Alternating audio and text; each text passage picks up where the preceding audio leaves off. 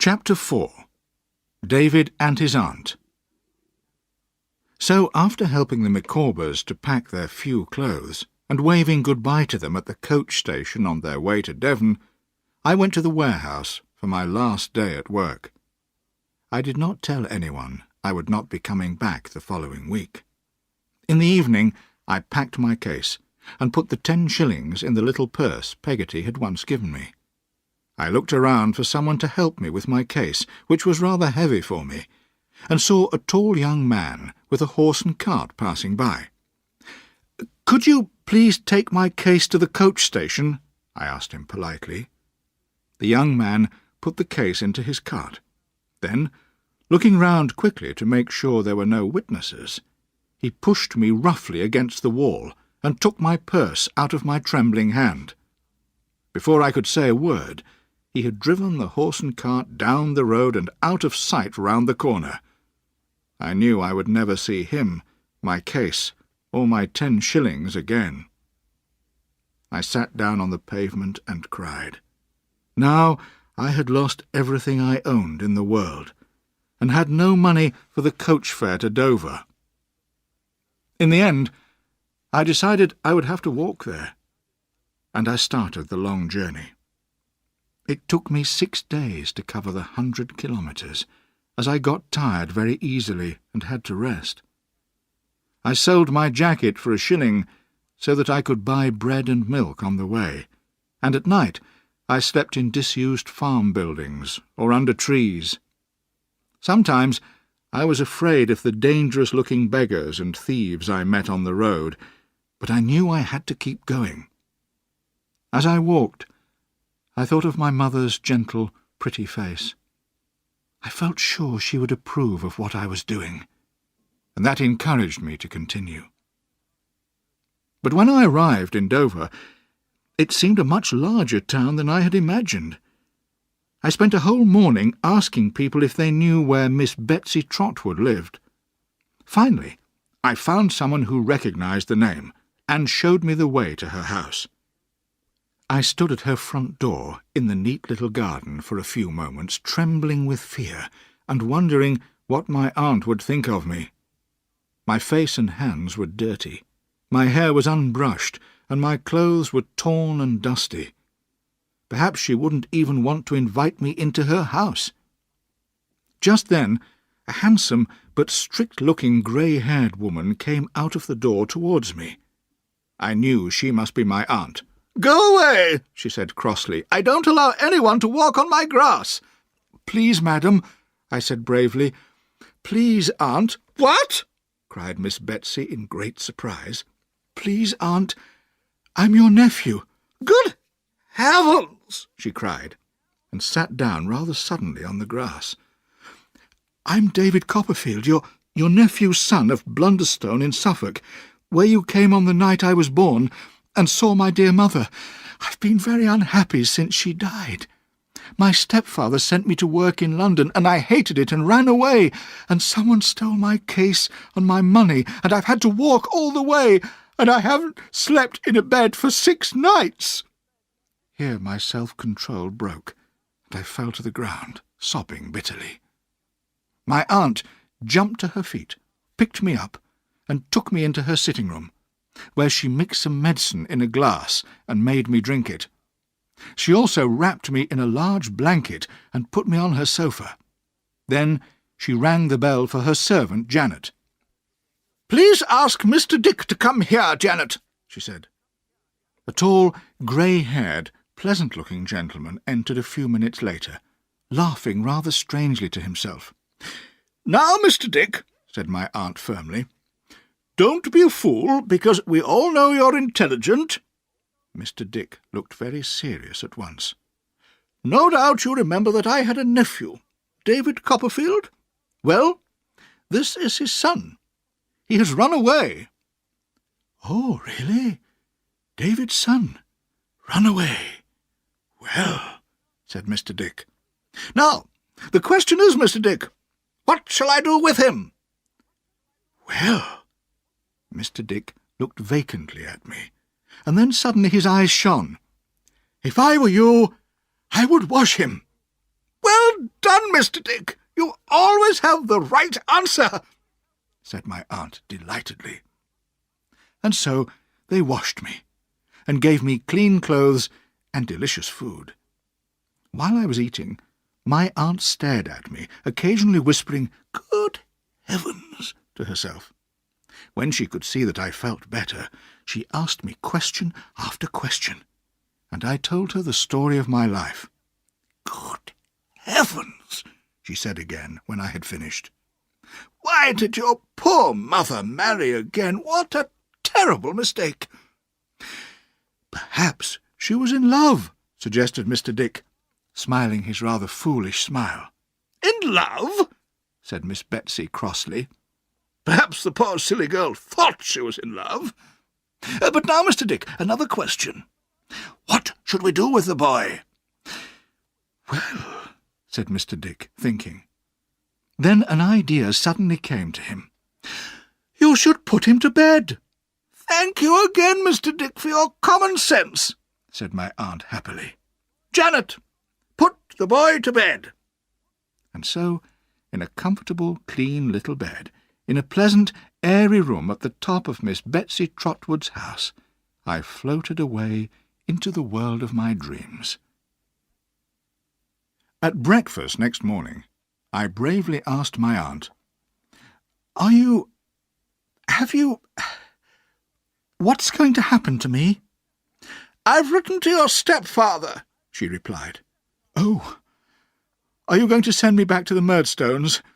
Please don't, Aunt. Please let me stay here," I cried, trembling. "I don't know what I'll do yet. We'll have to wait and see," she answered firmly.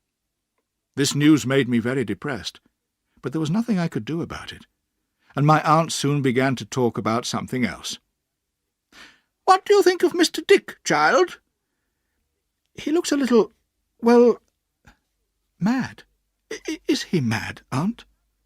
"Well, his family called him mad, and wanted to lock him up forever. But I met him and thought, I still think, he's an extremely sensible, intelligent person. So I offered to take care of him, and he's lived in my house for 10 years. Nobody knows what useful advice he's given me. I trust him completely." When I heard how generous my aunt had been to poor, harmless Mr. Dick, I began to understand her character better. In spite of her stern appearance and frequent crossness, she was very kind to people who needed her help. I hoped she would be kind to me. Several days later, I was looking out of the sitting-room window when I saw Mr. and Miss Murdstone riding into my aunt's garden. My aunt had seen them too, and hurried out, waving her umbrella angrily at them and shouting, "Go away! Don't ride on my grass! Who do you think you are? Go away, I tell you!" "Aunt," I cried out, "they're Mr. and Miss Murdstone." "I don't care," she shouted. "Nobody is allowed to ride on my grass." And she went back into her house, banging the door behind her. The Murdstones had to lead their horses out of the garden and then return to ring the doorbell. They looked very uncomfortable and unsure of themselves. Janet showed them into the sitting-room, where my aunt, Mr. Dick, and I were waiting. "Miss Trotwood," began Mr. Murdstone, stepping forward. "Excuse me," said my aunt sharply. "I imagine you are the Mr. Murdstone who married my nephew's widow. In my opinion, it would have been much better if you had never married the poor child." "I agree with you, Miss Trotwood," said Miss Murdstone, smiling falsely. "My brother would certainly have been happier if he hadn't married her, because I consider poor dear Clara was, in fact, just a child." "Fortunately," said my aunt, "you and I, madam, are too old and plain for anyone to say that about us." Miss Murdstone did not seem eager to agree to this. Her brother, however, wanted to get down to business. "Miss Trotwood," he said a little crossly, "having received your letter, I've come to explain to you, in case you haven't realized it yet, that this boy is extremely wicked and violent. Both my sister and I have tried to change his character, but sadly we have failed." "I must add," said Miss Murdstone, "that of all the boys in the world, I believe this is the worst boy." "I see," said my aunt. "Now tell me, has David inherited any money from his father or mother?" "No, madam," answered Mr. Murdstone. "My dear Clara naturally trusted me to take care of David, and I'm ready to do that if he comes back with me now. But I alone shall decide what to do with him, Miss Trotwood. Understand that. I am here for the first and last time to take him away. If you decide to keep him with you, you keep him forever." "What do you say, David?" asked my aunt, turning to me. "Please don't let me go with them, Aunt," I begged. "They've always been unkind to me, and they made my mother very unhappy. I'll be so miserable if I have to go back with them." "What do you think, Mr. Dick?" asked my aunt. Mr. Dick thought for a moment. "Get a suit of clothes made for him immediately," he said. "What would I do without you, Mr. Dick?" asked my aunt, shaking his hand enthusiastically. Then she turned to Mr. Murdstone. "You'd better go. I'll keep the boy and take my chance with him." "I don't believe a word of your story. Do you think I don't know how you broke that poor girl's heart, and how you hated her son and punished him for it? I can see by your face that I'm right." We all stared at Mr. Murdstone. It was true that his face was white, and he was breathing fast. "Good-bye, sir, and good-bye to you too, madam," added my aunt, turning suddenly to Miss Murdstone. "If I see you riding on my grass again, I'll knock your hat right off your head."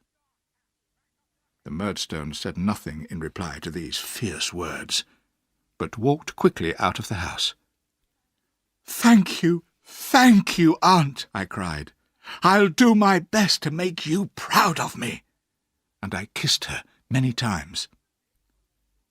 "Mr. Dick, you and I will adopt this boy together," said my aunt, her stern expression softening into a smile.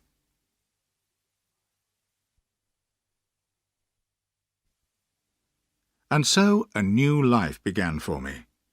I was soon able to forget the warehouse and the Murdstones in learning to please my aunt and to play games with Mr. Dick, who spent much of his time with me. But one day my aunt suggested that I should go to boarding school in Canterbury.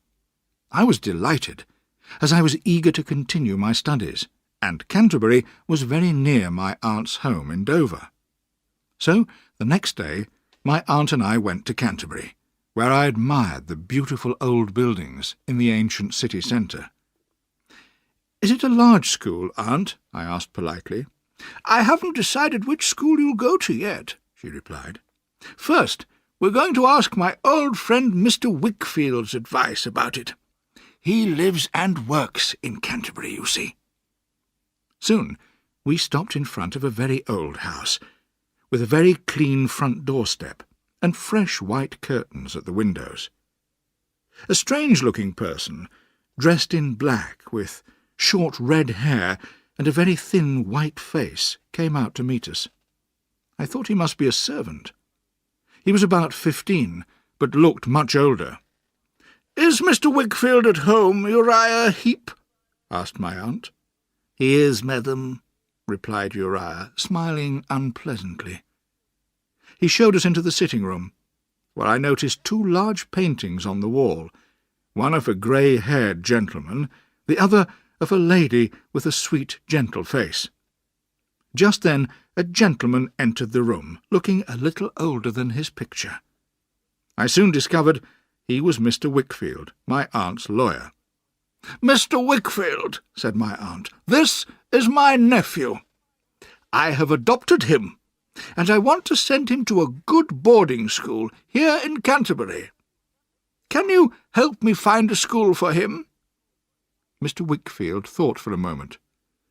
"There's a very good school I can recommend, Dr. Strong's, but the boy can't board there, and it's too far to travel from Dover every day. However, he could live here, if you liked, in my house. There's plenty of room for him." "That's very kind of you, Mr. Wickfield. I'll pay you for his food, of course," said my aunt. "Come and meet Agnes, who takes care of everything and manages the house," said Mr. Wickfield. We all went upstairs to another sitting-room, prettily furnished, where a girl of my own age was sitting. On her face I saw immediately the beautiful, calm expression of the lady in the painting downstairs, and I knew she must be Mr. Wickfield's daughter, Agnes. When I saw the way Mr. Wickfield looked at Agnes and held her hand, I realized that she was the only thing that made life worth living for him. The lady in the painting was her mother, who had died some years before, and Agnes was now in complete charge of the house. She welcomed me warmly as a guest, and showed me the comfortable bedroom I would sleep in.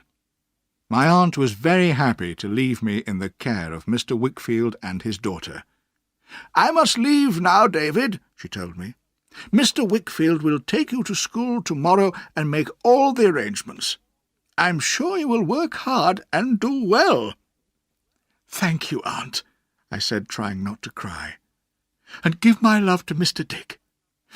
And thank you again." When she had gone, I dried my tears, and spent a pleasant evening with the Wickfields. We ate supper and talked in the pretty little sitting-room. Agnes played the piano and tried to amuse her father, but he often looked serious and rather sad. During the evening he drank a good deal of wine. I wondered why he seemed unhappy. The next day I had my first experience of a well-organized school. It could not have been more different from Salem House.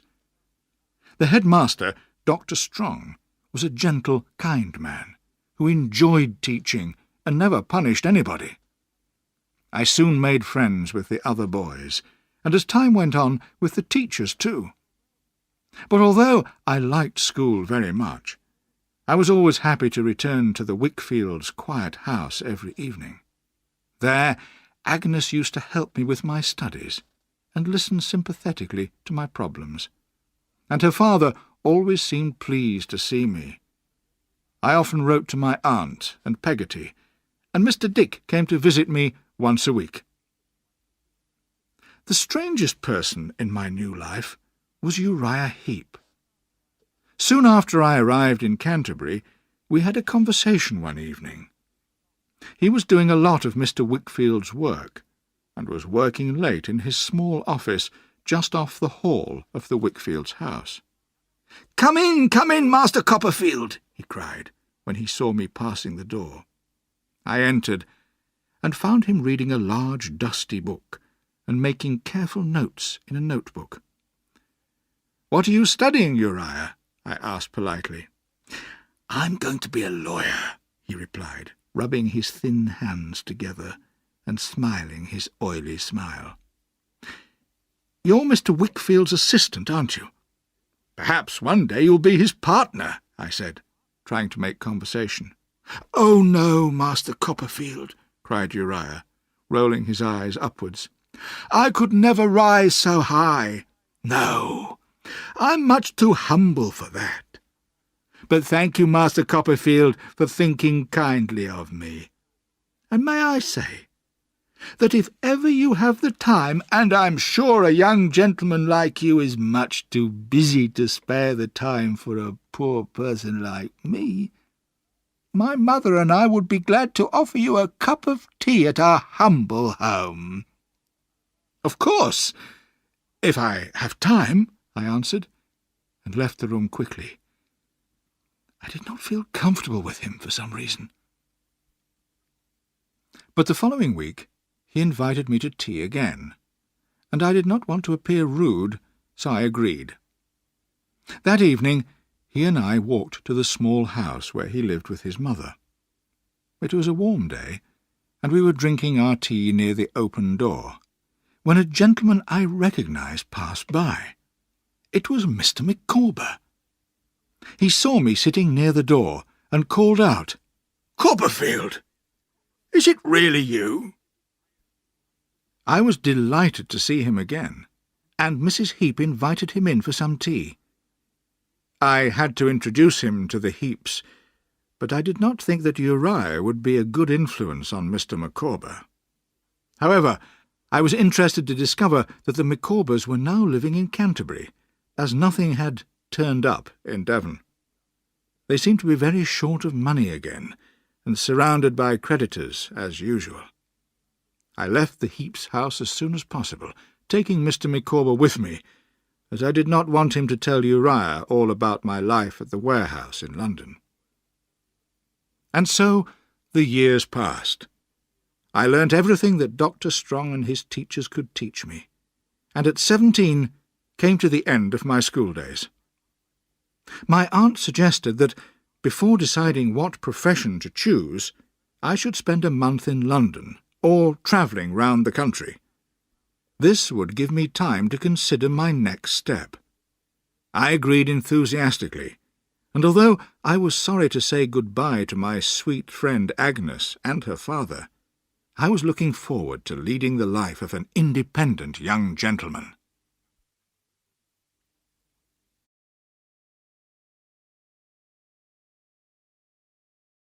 Chapter 5. David meets old friends again. I decided to go to London first, to stay at a hotel for a few nights, and see all the sights of that great city. I knew it would be very different from the last